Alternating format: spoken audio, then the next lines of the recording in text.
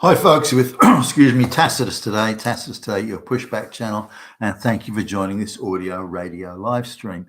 In this essay, I'd like to talk about affirmative action programs, and particularly in areas where there's an obvious result or outcome, negative and horrendously negative results and outcomes, into shorter time frames or short time frames, and where there's a high risk, high consequence, strictly pass-fail type outcomes.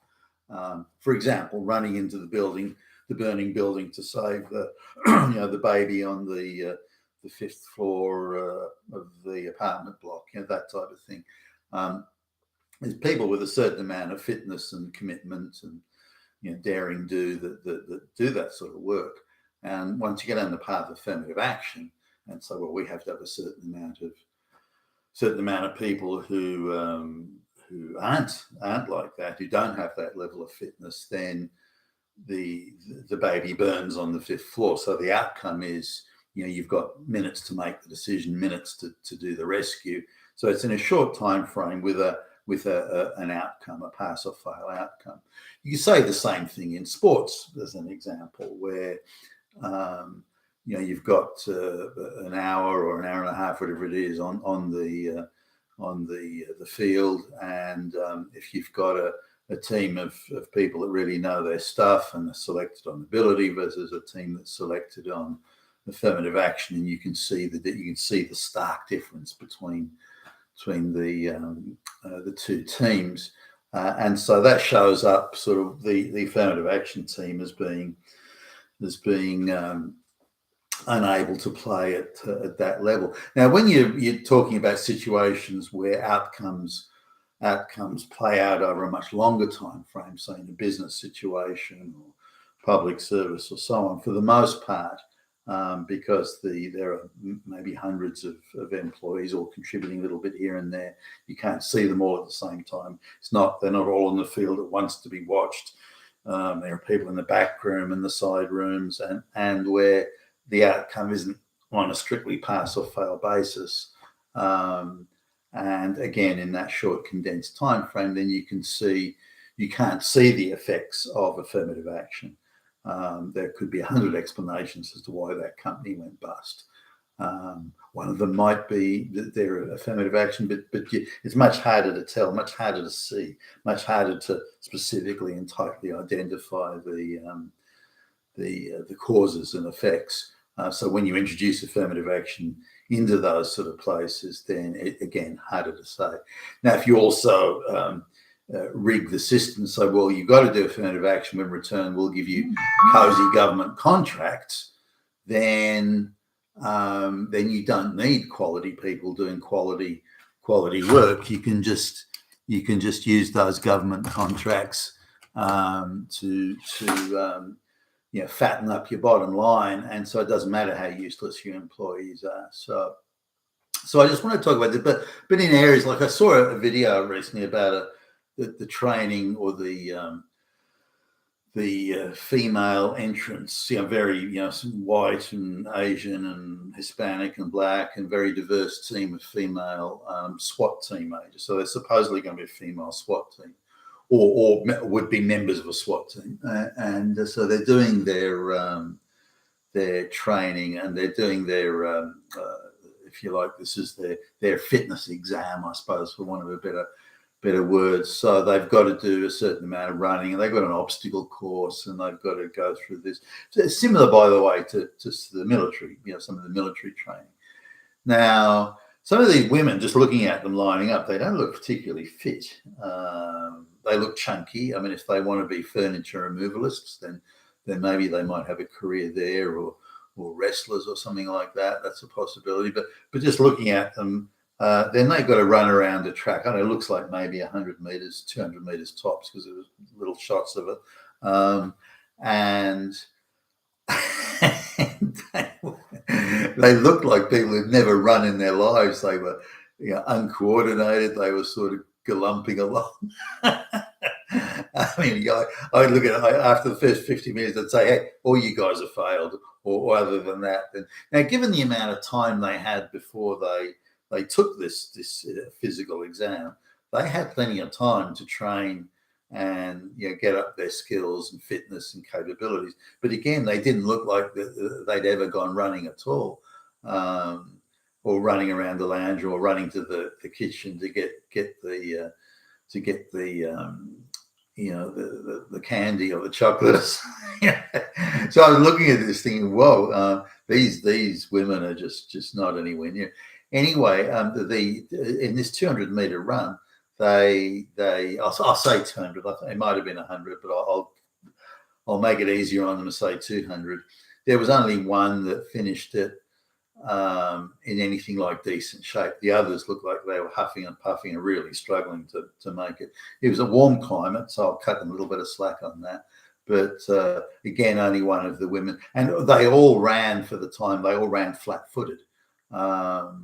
Now, for a race or for just 200 meters, there were sections there where they could have gone up on their toes, to sprint, but they just all ran flat-footed. They were uncoordinated, again, gallumping around. They didn't look fit. They just didn't look like they were prepared in any way to do the running. And then if you look at that, and then the other obstacle courses, they were woefully, pathetically unable to do the, and the male examiners would say, no, you can go back and do it again. No, go back and try it again. To a male participant getting his test, you'd be flunked. But to women, no, go back and do it again. So you see the standards are lowered and lowered and lowered. Now, they weren't professional sprinters or athletes, the women, I get that. But again, there's a standard they should have to meet. But instead of having to finish the 100 meters, I mean, they've lowered the standard. I think it was one I was looking at where they've lowered the standard where you only have to cover 100 meters in 15 seconds or 16 seconds. Now that may say, well, gee, that's pretty good. That's it used to be for men over the age of 40, they had to complete it in 14 seconds for the 100 meters complete. So you had to be reasonably fit to do that. But the difference between someone who comes first and last in the 100-meter sprint, the difference may be less than 1 second between first and last. But you look at them and it seems like one person's way out in front or one person's trailing far behind. So over 100 meters when you're running, 1 second is actually a lot of time. So they've lowered the standard and they've lowered it again. So now it's 20 seconds to do the 100 meters if you're a woman. It's, you've got to be kidding me. A brisk walk, you could do it in 20 seconds. The standards they just keep on lowering the standards to get the diversity and the equity and the inclusion in there. Now, if it's for running into the burning building to save the baby, why should diversity be an issue? Maybe the positions that the women are being hired for are just purely clerical in the office, answering telephones or filing paperwork, in which case you don't need a high level of fitness for that. So that's fine. So having a look at this, it just reminded me that I saw not long ago, I saw a training run for, this is for forest firefighters that was being held in a large park area in Sydney. And I just happened to be there. It's also just right next to it is a dog walking park. And I just happened to be there because I was walking the dogs, walking the neighbours' dogs because they were away for the weekend. And we said we'd walk the dogs. And so I'm in the park and they're doing this firefighting thing. Now, diversity, equity, inclusion is definitely in the firefighting gig where you don't really want it. You want competent people who know what they're doing. And so all the management were angry lesbians, and the key supposed technical people were non-white, and so they had this thing: 50% had to be non-white, 50% had to be female, 25% had to be non-heterosexual, and so on. So it had all these requirements, and so they're finding it much harder to get fit young men, very community-minded, community spirit. A lot of these are volunteers. People are going to lay their life down to stop a forest fire. So they're struggling now to get these men because they're so so obsessed with having black lesbians in charge. And so anyway, I was interested here, and they had a look. They looked like a bunch of Keystone Cop amateurs. They just had that look about them. The coordination was piss poor. The delivery of instructions was diabolically bad, and no one seemed to know what was going. They're all tripping over each other. And I thought, if a fire burst out, there's no fucking way these people could do it. But I was watching just the level of fitness, and there's no fire even. It's just a training exercise. I don't think any of these diversity hires would want to put themselves in harm's way. When you look at all the deaths from, as in the firefighters, all the deaths from forest fires, they're all straight white male volunteers, which is something that seems to be ignored. For some reason, all these diversity hires never appear to be in the most dangerous situations. Maybe they're the smart ones. They think, well, look, I might be in the business of fighting forest fires, but I'll go in the opposite direction when the fire is. And so in that way, I'll save my ass. I don't know, but it seems to be only straight white males that lose their lives here. Maybe they're more public spirited, who knows?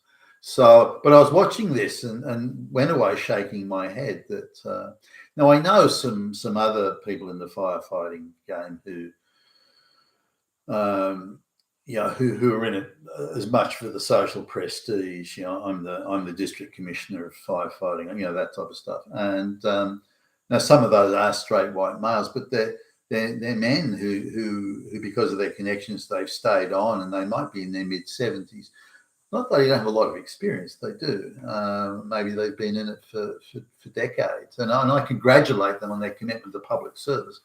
But they're more concerned with calling up their buddies that they've known for a long, long time than actually talking about the fires and talking about, hey, guess what? Another house got burned, and calling each other about it and telephoning each other, or guess what? So-and-so lost their life, and instead of getting out there and fighting the fucking fire. So there are shortcomings there as well. It's not just the diversity hires that are a problem. So now looking, you're going from sort of the SWAT team into the military. So I was at a military exercise recently, and was looking at the diversity hires, and it's a real, they really forced the diversity on there. It's like they grabbed diversity and just rammed it right into the middle of the thing, and they've got insane stuff like armed services, gay lesbian brigade. I mean, it's just gone insane. But the thing that got me is looking at the women who are there. The majority of the men, and I can't think of any that weren't, the majority of the men they looked like they could do frontline service. They were fit and trim, and they were obviously looking after themselves and so on. But the diversity hires, I mean, some of them were, when you're looking at a 5 foot tall, 5 foot wide lesbian, and so, well, how are you even in the military? I mean, fuck.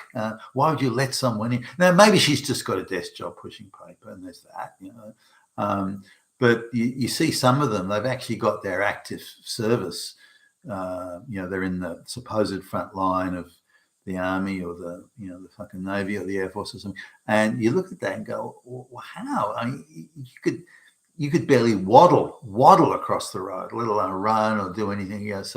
So the general fitness of certainly the diversity hires that I saw was really poor. I mean, like really bad. And you would say it just impartially bad rather than that they were they frontline fitness, because it's a higher bar. They didn't have a level of fitness that would be minimum just for ordinary civilian life, and just looking at them.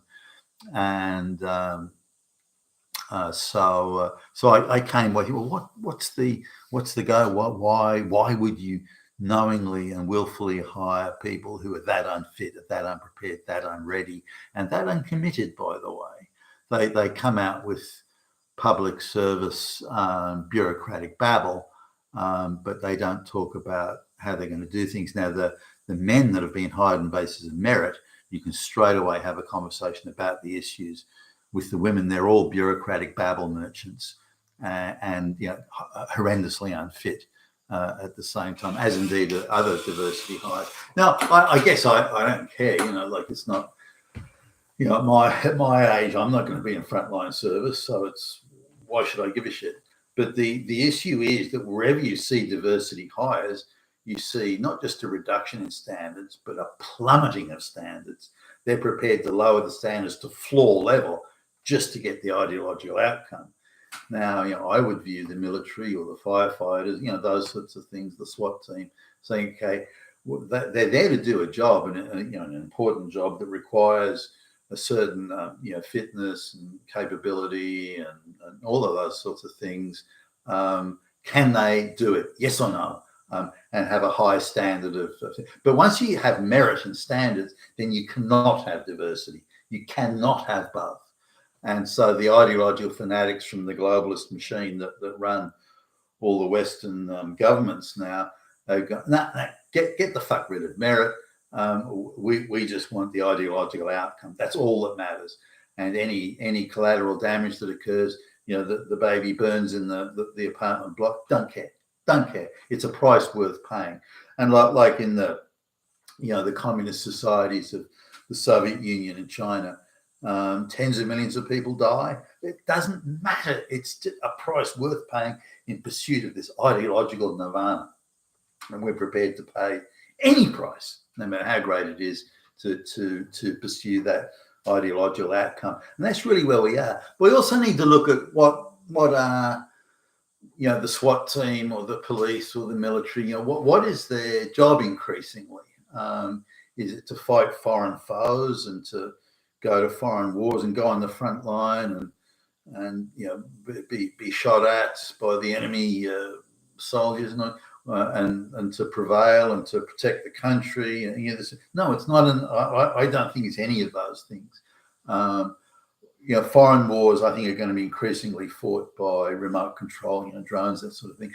So I think increasingly the police and the military and all these sorts of things, the SWAT teams, I think they're being brought into existence to control straight white males, to intimidate straight white males. That they are now a military and police force to be turned against the population.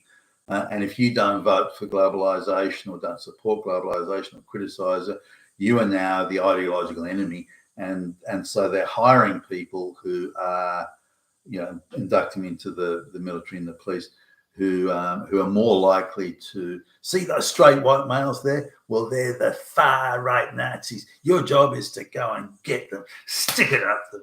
You just arbitrarily arrest those fuckers and bring them into a kangaroo court, and lock the motherfuckers up. And I don't think we're too far away from taking them out back and shoot them. I don't think that's far off now. I can't even believe I'm saying that, but I think that's where we're heading with this.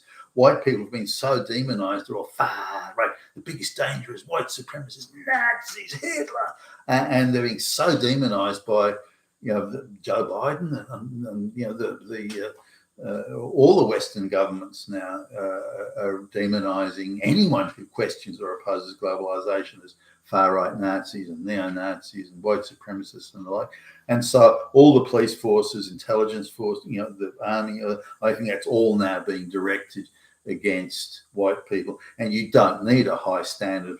You just need people who are ideologically persuaded that, see those people, they're all Nazis, go get them. And I think that's where we're at. You've been with Tacitus today, your Pushback channel. Thank you for listening.